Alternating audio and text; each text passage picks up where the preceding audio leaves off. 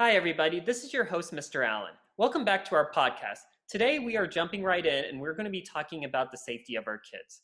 The safety of our kids is our number one priority here at the Boys and Girls Club of Greater Tarrant County. A child's physical, emotional, mental safety makes a huge difference in their growth and development. So we must do all that we can to provide them a safe and nurturing environment. Today, I'm talking to Joanna Golliday, who is an investigations program administrator with the Department of Family and Protective Services in Tarrant and Johnson County. We're going to be talking about child abuse, and I understand that this is a tough topic to talk about. Tarrant County, which is the county we serve, and the one I live in personally, has a high caseload of child abuse in the state of Texas. In 2016, it was reported the second highest out of the counties in Texas. So it is so important that we have an understanding to be able to recognize when a child is in danger and what we can do to help them. Joanna has a lot of experience in the field, and she's going to be able to help answer some of our questions so that we can keep our kids as safe as possible. So please give me a few moments, and I'm going to bring Joanna on the line, and we're going to dive right into the topic. So we're back. I have Joanna Golliday here. She is an investigations program administrator with the Department of Family and Protective Services, serving areas of Tarrant County and Johnson County. And so we're welcoming her here today. So Joanna, thank you for jumping on with us today. Absolutely. Thanks for having me. Of course. And so how are you doing? How's your week going? We've had the Memorial Day week, and so it's a little bit shorter week for most of us. I'm not sure, maybe not with your field of work, it might not be. Yeah, we've been busy this week, but it's been okay. It hasn't been too hectic. Great. And so a reason why I started this podcast is that we used to do programming in person, but whenever the pandemic hit, we were kind of limited with we couldn't do face-to-face interactions. We just couldn't. And so this was just an opportunity to kind of get more information out there and just hear about people's lives. And so I was just curious, like, I know that things are opening back up and things are relatively getting back to normal here, but like, how is social distancing and like sheltering at home and those kind of things work out for you? It's been different. It's definitely something that I've had to adapt to.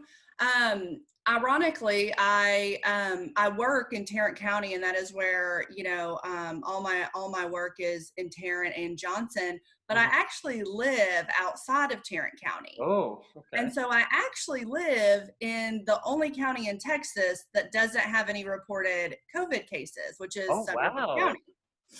And so it's been, it's been okay.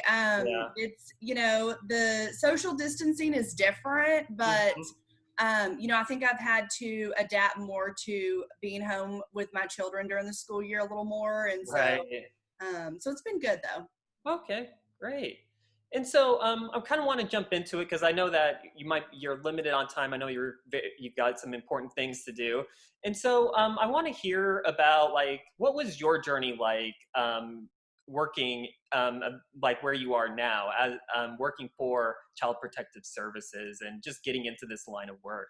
Sure. So, after I finished my social work degrees, I knew that I wanted to work with children and families in some capacity. And so, the department seemed like a natural fit for me.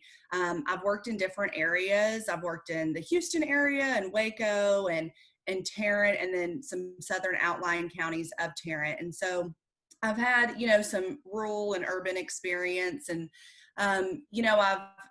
what's kind of led me here is, I think is mainly an answer that everyone in child welfare gives is, you have a passion for it. This is what I'd like to do. This is what I'm comfortable doing. I can't see myself really doing anything else. And so the department has afforded me lots of opportunities to learn and grow here. I started as a caseworker, and then really given me the opportunity to teach others, and share my knowledge and what I've learned here. So it's been a great experience. Okay, great. And so with education, like, do you have to have a master's or do you have to have a social work or counseling degree to get into this type of work? No, a 4-year degree is required, but it doesn't have to be in social work or counseling.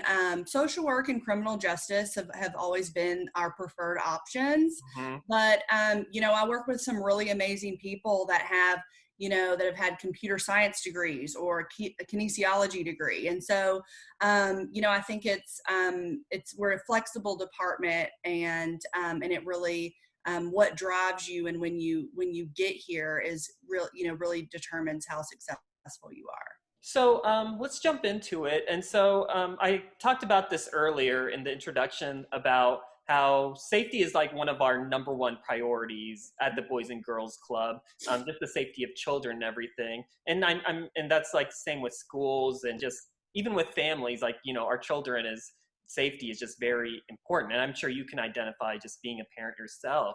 And Absolutely. so can you talk to us like what is child abuse and what is it that we can do if we suspect abuse in a child? So, there are so many different forms of child abuse that as an agency that we classify. I mean, there could Hmm. be physical abuse, sexual abuse, emotional abuse, neglectful supervision, abandonment, medical Hmm. neglect. I mean, I could kind of go on and on. And I mean, I do, all day trainings explaining this, but Hmm. it comes in many, many different forms and facets. And so, I think if we suspect is always, always, always is to report it, to call our 1-800 number, to call our hotline. You don't have to send us evidence or proof. It's a Hmm. suspicion.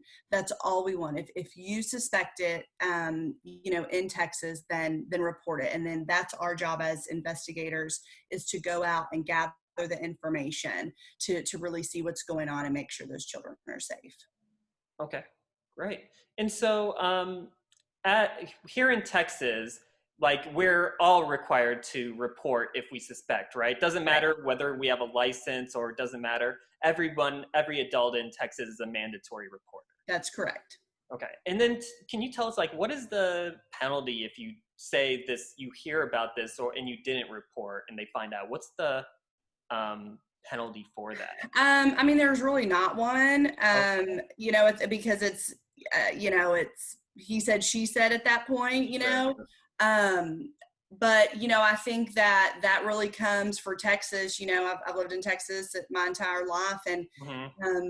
for Texans, I think that's something that is innate and in us. If we suspect that a child is being harmed or abused, Right. then we have that due diligence and that duty and that responsibility to report that. And we've been given that opportunity to. Right. And kind of like what you said, so it's not our responsibility to determine whether it's real or if the child's lying. Like if we hear something and it's fits that definition that you talked about, just report it That's right. is the most important thing. Absolutely. Okay. And so I want to talk about one like gray area that I was thinking about, especially with this whole with the pandemic happening, Mhm. and you talked about neglect. And I looked it up on the website, and it said that in 2016, that was 75.4% of cases was neglect. Mhm. And so, and you talk about like on the website, it says there's no minimum age where kids can be left without supervision. And Right. so, I guess like I guess if there's any like help on like how we can kind of figure out whether it's a neglectful situation or not. So neglectful supervision, people get caught up in that actual term neglectful supervision Mhm. because you kind of automatically think a child's not being supervised, but Right. it really encompasses much more than that.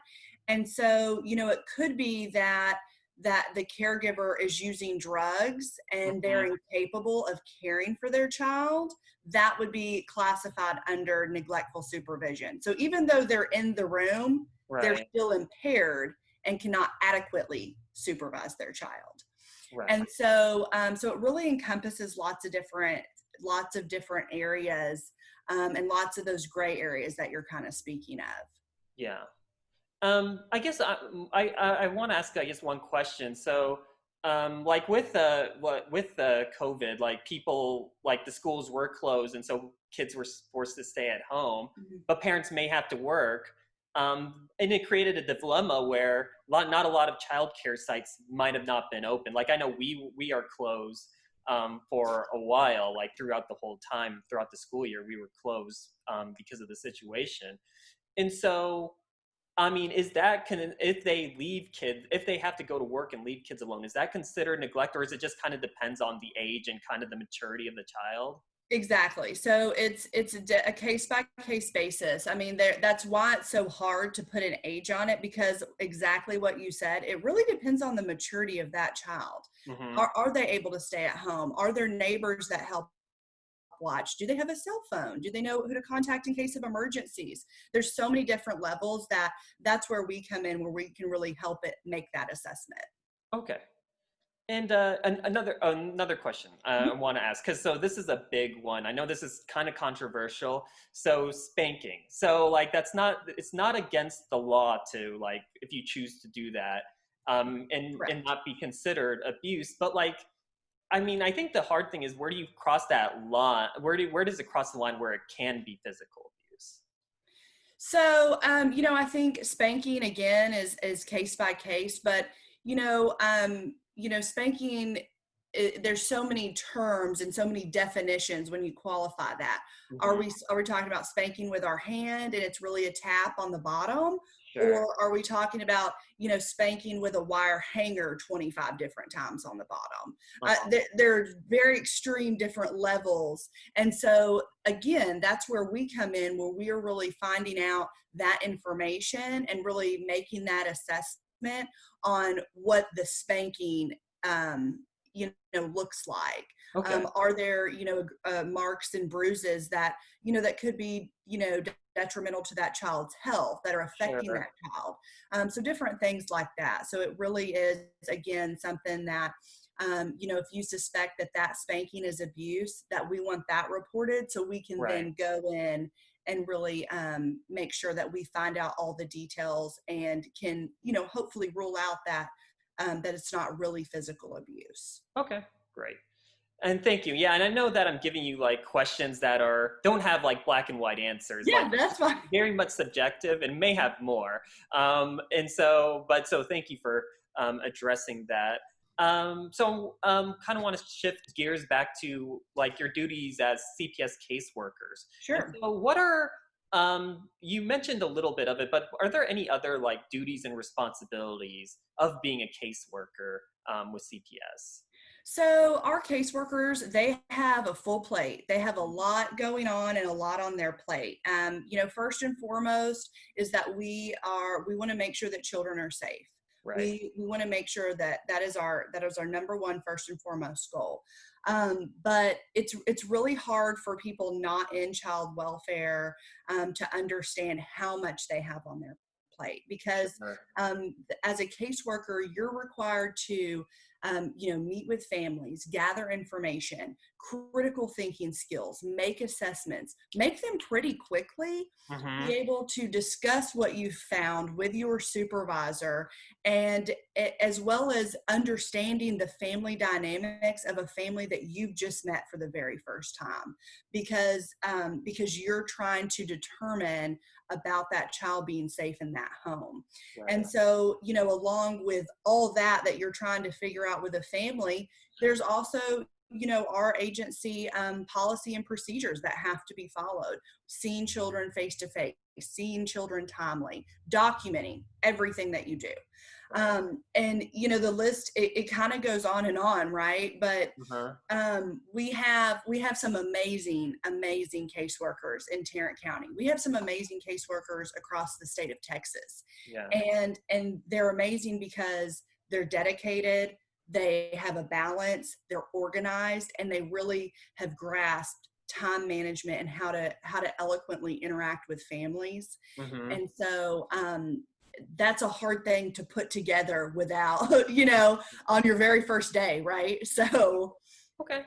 And so, let me ask you something. So I know you guys are essential workers, and so during this whole pandemic, I'm sure you guys still reported to work. You still did cases because Yes. things were still happening. And so, has any parts of the job changed due to like social distancing and the CDC guidelines?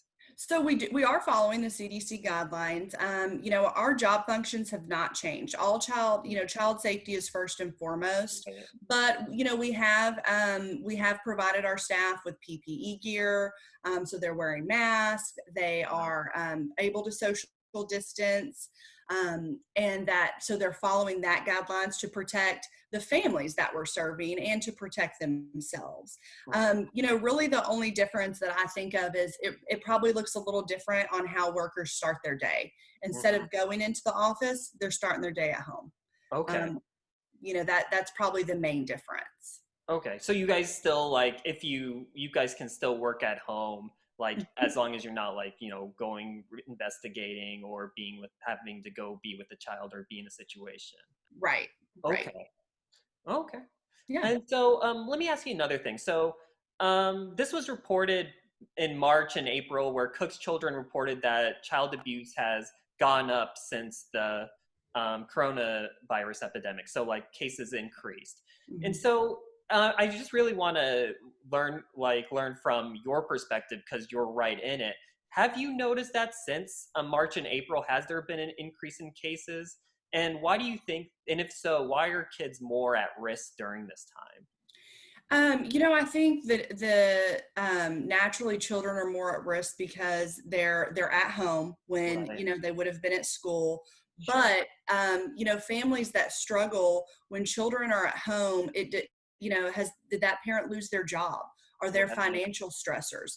Is daycare closed? And we have little siblings at home as well as school age siblings. Hmm.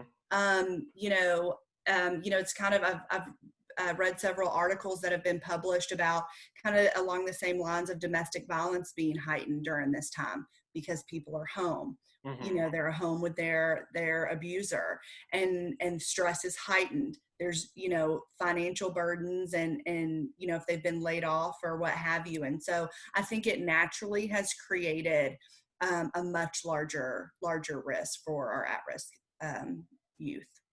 Right. And they're like and so they're like in a situation where they're with people who don't have the skills, and also you add all this stress from the pandemic to it, and like I mean it's hard to not like see like how things can change and how kids can be more at risk during that time. Right, yeah. Okay. And so something we talked about also is like how pandemics are traumatic. Like we're in a traumatic time right now, and so even before like any of this happened, like you guys headed into traumatic situations. We've talked about the ACEs study, and you guys are like going because one of these kids are experiencing an ACE, and or the family is experiencing an ACE in some kind of way. And so, what are ways that we can help families and kids in the midst of a trauma? Because you guys are doing it all the time. hmm I think it's being calm. It's being open. If you suspect, you're not sure, if this child is experiencing abuse or not. Being open, looking for behavioral patterns. Is the child sad every other Friday? When they come home from another caregiver's home, or Hmm. being aware of signs, and really being aware that there could be a change in their behavior. And the other thing that I think helps is being respectful to families, being patient. Hmm. That's a large part of it, and really remaining, I said calm, but I'm going to say it again, really remaining calm Hmm. in order to allow that family to really build a rapport with you, and open up with you about what they're experiencing. Right. And so let me ask you something. So, and I don't know if you can give me like I know it might be just a case by case answer, but like how do you like when you do investigate, like how do you like go into a situation and kind of realize like these parents or this family just needs like resources or help? Like, is that something that you guys can do as well, as be able to like help if there's like any kind of needs or anything like that? Absolutely. I think that's, the largest misconception about the department and about CPS is that we just come in and we remove children.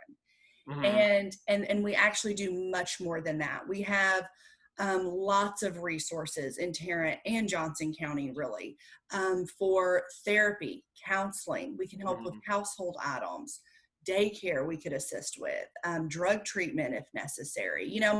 So we have a lot of resources that maybe that family only needs, maybe they need a parenting class to learn how to handle their teenager better. Whatever it may be, those are things that we can offer and give and show the family where those community resources are and how to access them, Mm-hmm. and then get out of their lives if they don't need us for any kind of safety intervention. Right. And I'm glad that you mentioned that, because I mean that's always been my belief, is that your like CPS and your goal is not to remove kids from their families, because that's a traumatic event in itself. And also, like, kids, whether they're being abused or not, they love their families. There is That's something to right. it. And and there are cases where you might have to do that. But I think that's something that I'm glad that we kind of clarified, is that that's not ultimately your goal. I mean, people Yeah. don't necessarily need to, like, if you call them or make a visit, that they have to just be afraid that you're just going to take away their kids. That's all that you're going to do. Right. That's never our goal. Our goal is to always keep, the family unit together. We want to make sure that children are safe.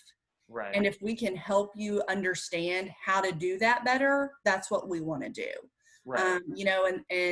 There are extreme, situations where we do have to, place children into care. But those are really extreme situations. And because what we want to do is we want to keep that family unit together. We want to Right. help you with whatever your needs are, Uh-huh. and really, keep that family as a unit, of course. Mm-hmm. Yeah, and I'm glad that you said that. Just like, I mean, because that's what your guys' number one goal is safety, and like, and really, you kind of have to do whatever you can to keep that child safe, because that's something that we talked about in previous podcasts about trauma, and how not only does it affect a child's development, it affects their health in the long term as well. And that's part of like preventing ACEs, is being able to get them in environments or in situations where they have more supportive and nurturing areas. And that's part of your guys' job. And I mean, I'm sure it can be very difficult, but I mean, but ultimately your like goal is to like provide safety for the kids. That's like Absolutely. number one. Absolutely. And so let me ask about, like, so if say a child says they're not being abused, but you notice that their behavior is just a little bit off. What are like signs that like families, educators, healthcare workers, childcare workers, can see that a child may need help if they're not just really being completely verbal about it? Like, what are some signs that we can do to kind of notice something? I think you kind of said it, behavioral changes. They could become very withdrawn when they're normally very outgoing. Mm-hmm. They could have their grades dropping when normally they're a straight A student. Mm-hmm. They could have a loss of appetite. Right. They're not socially engaged with their friends at recess like they normally would be. Different things like that, and patterns in their behavior that y'all as professionals can outright notice and see, and you say, something's wrong today. And Uh-huh. maybe it's not just one day. You've noticed it, we're going on 3 weeks now. I feel like something may be going on. Right. And so, kind of like we talked about earlier, is like, you guys are like the front lines. You guys are going into like the traumatic situations as they're happening. You're like Mhm. intervening. And so I imagine that you face some really tough stories and tough situations of like things that some children go through and families go through. And I can just imagine how difficult that is. And so, what are ways that are in those, like, say, workers, so like CPS workers or any type of workers that experience some kind of trauma, like what are ways that you practice self-care and cope through those experiences? I think it takes a very special person to do this job. Right. This job is not made for everyone at all. And Mm. so I think you have to have some kind of a support system. Right. You have to have some kind of an outlet. And sometimes you have to work to find what that is. And for me, it's working out and exercising. Hmm. I kind of feel like a crazy person if I don't, if I'm not real regimented about it. But it's a stress relief. It helps me feel better. And so I also have a great support system, with my family. They know what I do, but they don't want to know about it, which is totally fine. Hmm. But I have, a support system.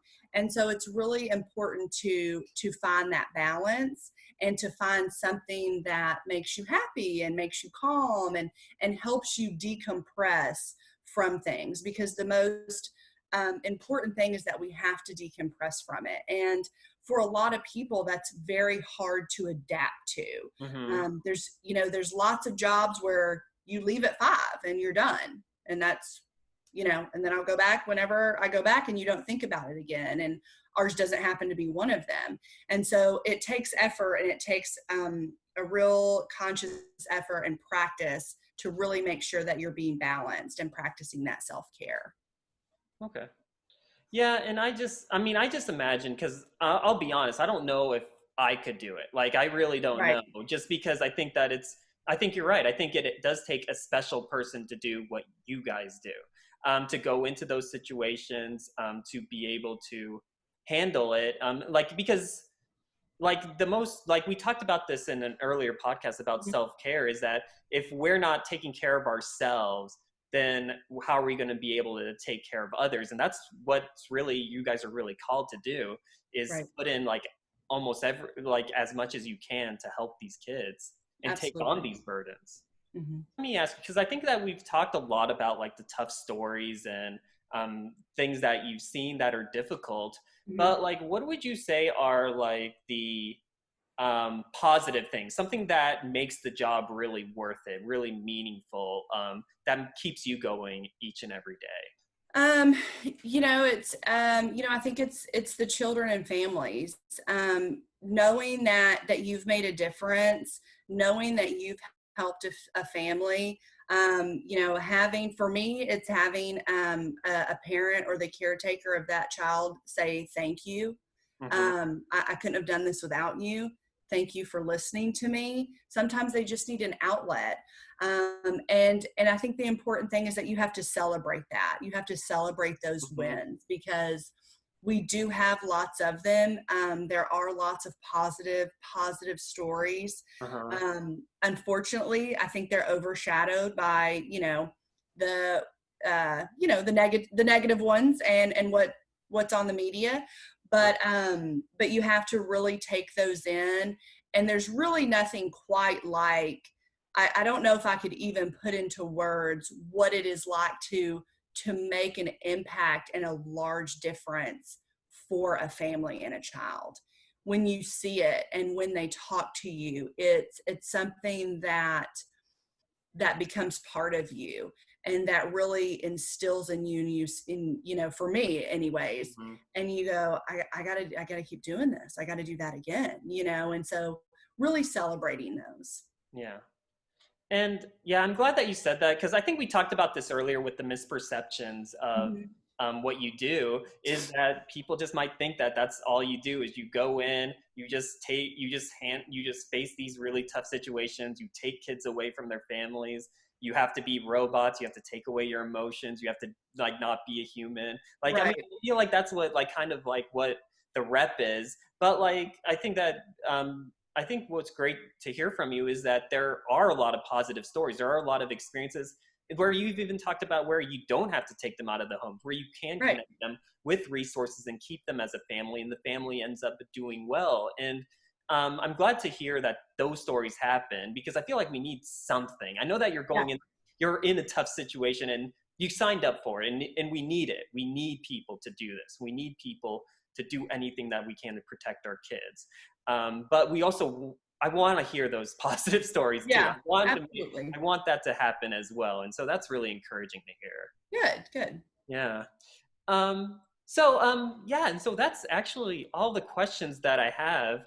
You went by really fast. Usually I have people that will talk really long, but Sorry. very, very straight to the point and very concise, but like the information that we needed. So that's good. That's great. And so I want to ask you three questions I've been asking each one of my guests. Okay. Because ever since we've been in this quarantine period, I just like curious to know like what are people missing. And so one thing is what's the one thing that you missed during like isolation and quarantine period? Like what's something that you've been missing?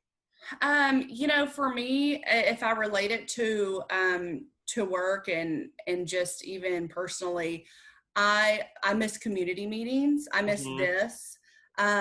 Meeting you as virtually is great. Right. But if I could do a meeting in person, I'm a very people person. I Uh-huh. love being around people. Yeah. I love meeting new people, and so that is I'm craving that. I'm missing that. Yeah. No, yeah, for sure. Like I think a lot of people are as well.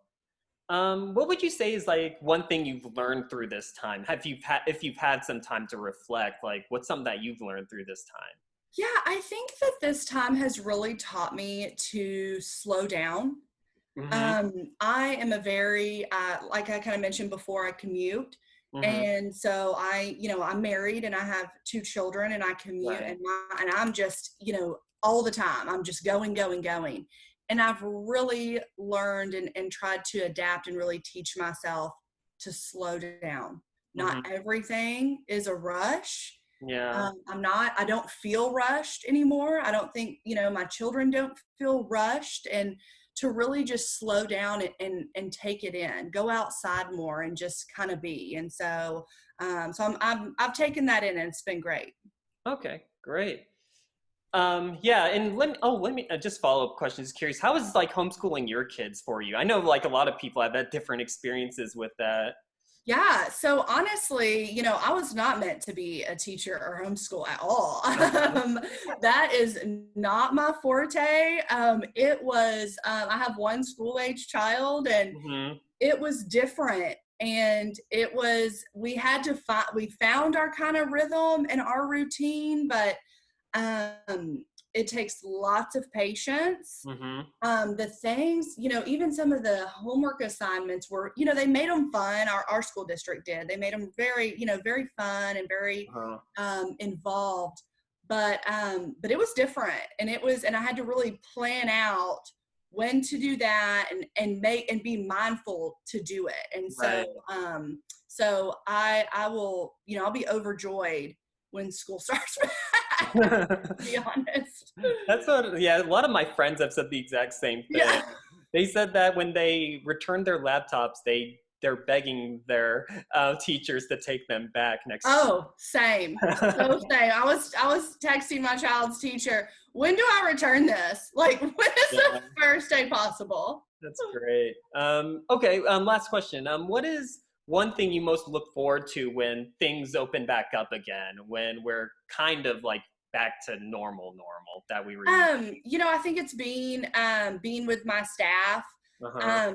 One of the things that this is quirky, but I miss my commute a little bit. It's Uh-huh. nice not to, Right. but I miss my commute because I have an hour to myself to and from, and that's my time that I think about what I'm doing for the day. I think about Hmm. how I ended the day. I'm on the phone. I'm wrapping up my mindset to come home and be mom and be a wife, Right. and and so I miss Yeah. that time. And so some days it's nice not to commute, but for me, I think I'll probably look forward to that. Yeah. And yeah, I mean, and I think that's such a great example, like that you talked about earlier, whenever we talked about the pandemic and just extra stress. Yeah. Because like when you are working from home and your kids are home and all that stuff, like it can be hard to kind of separate those kind of things Sure. Absolutely. and kind of have that time like that you talk about, like with driving and being able to prepare. It just looks a lot differently. Hmm. Yeah. So much. Anyways, yeah, so anyways, I know that you're busy, and so I thank you so much, Joanna, for joining me today. It was great meeting you. I know Absolutely. we both talked about we'd rather meet in person than Yeah. virtually, but it's great meeting from you and also learning from your experiences and also just like really breaking some of those myths. I just think, and I really respect what you guys do. I can't imagine the stories or experiences that you and your colleagues face. And so I just, it's kind of like what I said. I don't feel like I'm made for it, but I do appreciate you and your team's willingness to do whatever is necessary to keep our children safe. And just like thank you for just being able to just intervene and protect our kids, because that's something we really need, especially with like cases keep on happening. We got to do what we can to protect our kids. And so, before we sign off, is there like anything that you like to share with parents, or any encouragement that they can do to be able to just do what's best to like protect their kids, to keep their kids safe? I think that that my best advice is that if you are going through a hard time or a tough time, is to research the resources in your community, Hmm. and call. You could literally probably call almost any community outreach program, and they would be able to connect you with a resource that you need. But it's that first step of reaching out, Hmm. whether it's Googling on your phone or whether it's making a phone call, reaching out and know that our community in Tarrant County and Johnson County too, it's a strong community, and there are Yeah. lots of resources that people don't know about that are Right. there to help. And so it's really just reaching out when and know that reaching out will make things better, that the community and DFPS as well, we're there to help. We want the best for families and children. Right. And actually, that gives me one question, because I think it's important. So, what are like some resources, say, for us in Tarrant County that we can use? I know that we're a resource. I know that there's counseling centers around. There's CASA of Tarrant County. Like, is Mhm. there any others that you can think of that can be good resources Yeah, for people? One safe place is Uh-huh. a large resource for Oh, right. families. Yeah. Alliance for Children, that can be a large resource. Even if you don't need their specific resources, they can be a resource to connect you with other community resources as well. And so, I know that they both of those resources have been open this entire time, and have not closed down. There's the parenting center. I Right. know that they have lots of resources for parents. And so just to name a few, the women's shelter, Lena Pope. I could probably kind of go on and on, but yeah, there are lots of resources. Okay, great. All right. Well, thank you so much for joining me today, and you guys, the rest of us, remember to be healthy, stay safe, and please be kind to one another. And we will see you next week. Thanks. Thank you.